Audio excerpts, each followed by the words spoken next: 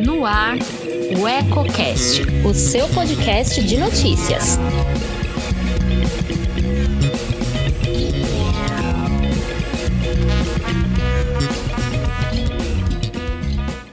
Bom dia, boa tarde, boa noite, amigo ouvinte. Está começando o Resumão da Semana, programa que vai ao ar toda sexta-feira à noite com os principais assuntos que marcaram a semana. Meu nome é Breno Medula e estou ao lado de Elton Laude, editor-chefe de O Eco. Olá, Elton. Olá, Breno. Olá, ouvintes. Isso mesmo. Vamos comentar o que foi notícia em nossa cidade e no Brasil. Na segunda-feira, em documento assinado pelo bauruense Marcos Pontes, ministro da Ciência e Tecnologia, o governo federal exonerou a coordenadora-geral de observação da Terra do Instituto Nacional de Pesquisas Espaciais, Lúbia Vinhas. A coordenadora era responsável pelo setor de monitoramento da devastação da Amazônia e sua saída ocorre uma semana depois que o INPE divulgou que junho teve o maior número de alertas de desmatamento para o mês da série histórica, iniciada em 2015. No semestre, os alertas indicam devastação de mais de 3 mil quilômetros quadrados na Amazônia, aumento de 25% em comparação ao primeiro semestre de 2019. Só em junho, a área de alerta foi de 1.034 quilômetros quadrados. Os dados servem de indicação às equipes de fiscalização sobre onde pode estar havendo crime ambiental. Os números não representam a taxa oficial de desmatamento, que é medida por um outro sistema divulgado uma vez ao ano. Em nota divulgada pouco após a exoneração, o Greenpeace afirmou que a demissão não surpreende em razão das decisões anteriores tomadas pela gestão Jair Bolsonaro, mas dá novamente a entender que o governo é inimigo da verdade. Em comunicado, a porta-voz de políticas públicas da organização, Luísa Lima, disse que, abre aspas, não será escondendo, passando uma maquiagem nos dados ou investindo em propaganda que o governo irá mudar a realidade. E isso acontece por uma razão bem simples. Bolsonaro não quer mudar os rumos de sua política. Afinal, a destruição é seu projeto de governo. Fecha aspas. Em agosto do ano passado, em meio à escalada nos focos de incêndio na Amazônia, o governo também exonerou o então diretor do INPE, Ricardo Galvão. Na época, o presidente Jair Bolsonaro havia desqualificado os dados do Instituto e disse que Osório deveria estar a serviço de alguma ONG.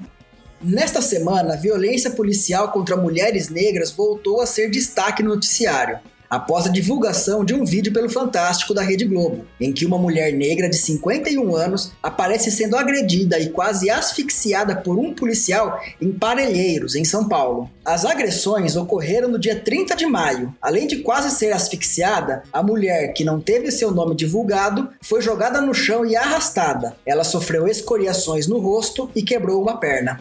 Em entrevista publicada por vários veículos, a vítima da violência policial, que é viúva com 5 filhos e 2 netos e que é comerciante no bairro, revelou que achou que ia morrer e que, traumatizada, não tem conseguido dormir à noite. A confusão teria ocorrido após ela intervir para defender um amigo que também estaria sendo agredido pelos policiais. No boletim de ocorrência, os PMs alegam que foram agredidos primeiro e tiveram que reagir contra a comerciante e amigos dela. Após a repercussão, o capitão Osmário Ferreira, porta-voz da PM de São Paulo, disse à imprensa que o ato foi errado e que contraria o procedimento operacional da corporação. Já o governador João Dória, do PSDB, afirmou que os 2 policiais envolvidos foram afastados e que a Corregedoria da PM instaurou um inquérito militar em maio para apurar o caso assim que soube das imagens. E seguindo na mesma linha, também veio à tona na terça-feira mais um vídeo que mostra a truculência da polícia norte-americana. Em um vídeo que mostra um homem negro sendo imobilizado de forma violenta por policiais brancos, um deles chega a sufocar o homem com o joelho. Felizmente, o homem foi levado ao hospital, se recuperou e foi liberado. A Procuradoria do Estado da Pensilvânia abriu um inquérito para avaliar a conduta dos policiais. O motivo da ação não foi divulgado. E os 2 casos citados trouxeram ao debate novamente a indignação acerca do preconceito sofrido por pessoas negras, depois do caso George Floyd, morto por um policial branco que ficou por quase 10 minutos ajoelhado em seu pescoço, o que desencadeou uma série de protestos ao redor do mundo. Vamos falar agora de eleições 2020. Na quarta-feira, o presidente do Tribunal Superior Eleitoral, Luiz Roberto Barroso, decidiu excluir a necessidade de identificação biométrica nas eleições municipais deste ano, tendo em vista o risco de contágio por Covid-19. A decisão foi tomada após uma primeira reunião de técnicos do tribunal com os médicos da VIUIP, do Hospital Sírio-Libanês, Marília Santini, da Fundação Fiocruz, e Luiz Fernando Aranha Camargo, do Hospital Albert Einstein. As 3 instituições firmaram parceria com o TSE para a elaboração de um protocolo de segurança que reduz o risco de contágio durante a votação. 2 fatores pesaram para excluir a biometria. Primeiro, o leitor de impressões digitais não pode ser higienizado com frequência, como a cada utilização. Além disso, a identificação biométrica tende a causar filas maiores, favorecendo aglomerações, já que o processo é mais demorado. A exclusão da biometria será incluída em resoluções para as eleições deste ano, que devem ser apreciadas pelo plenário do TSE a partir de agosto, após a volta do recesso judiciário.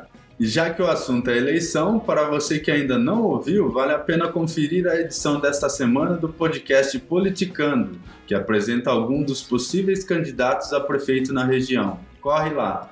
E na quinta-feira, uma notícia caiu como bomba na imprensa internacional. De acordo com um comunicado divulgado pelo Centro Britânico de Cibersegurança, com apoio do governo da Rússia, um grupo de hackers estaria tentando roubar pesquisas da vacina contra a Covid-19 de universidades e empresas farmacêuticas de outros países. Por conta da denúncia, uma declaração conjunta foi emitida por Reino Unido, Estados Unidos e Canadá, que atribuíram diversos ataques a um grupo intitulado APT-29, também conhecido como Cozy Bear, que na tradução para o português pode ser descrito como urso acolhedor. Há cerca de 2 meses, os países já haviam alertado que algumas organizações internacionais que atuam no enfrentamento à pandemia do novo coronavírus estariam sendo alvo de hackers. Na ocasião, porém, o governo russo não foi citado ou ligado de qualquer forma aos ataques. Nessa quinta-feira, condenando o que chamaram de ataques desprezíveis contra aqueles que fazem um trabalho vital para combater a pandemia, os 3 países alegaram que os hackers estariam atuando constantemente de forma integrada ao serviço de inteligência da Rússia. Os ataques utilizariam ferramentas como phishing, que consiste no envio de e-mails com conteúdo malicioso, criado para induzir os usuários a clicarem em determinado link, além de malwares, programas que são instalados em computadores de terceiros com o objetivo de obter acesso a dados particulares. O comunicado expedido ontem não informa exatamente quais as organizações teriam sido alvo dos hackers, nem se os ataques teriam resultado no roubo de informações sigilosas. O documento garante, no entanto, que nenhuma pesquisa foi comprometida.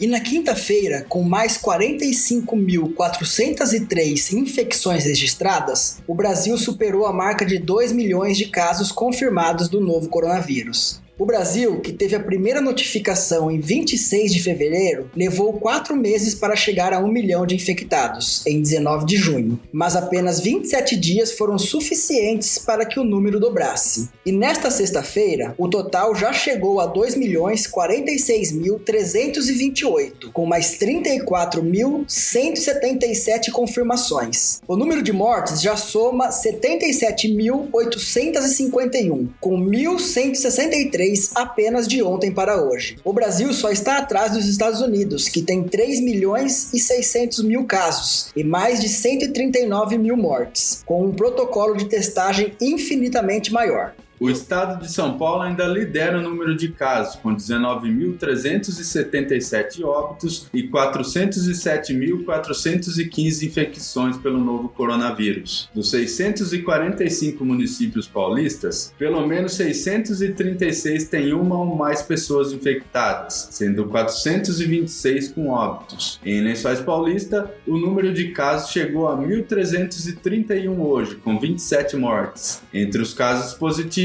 1.116 pacientes estão recuperados e 188 seguem ativos. Ainda há outros 677 suspeitos em investigação. Até o momento, de 7.243 testes, 5.235 foram negativados. E vale citar que neste domingo a Secretaria de Saúde da cidade realiza a terceira etapa do Censo Covid. A pesquisa epidemiológica, que teve início no dia 29 de maio, está testando pacientes assintomáticos para verificar o percentual da população infectada no município. Como na etapa anterior, foram disponibilizados 1.000 testes rápidos, 200 em cada uma das 5 unidades selecionadas: a Unidade Básica de Saúde do Jardim Ubirama e as Estratégias de Saúde da Família do Núcleo Luizilo, Jardim Monte Azul, Jardim Cruzeiro e Jardim do Caju. Para participar, basta comparecer aos locais com o cartão de cidadão e um documento com foto.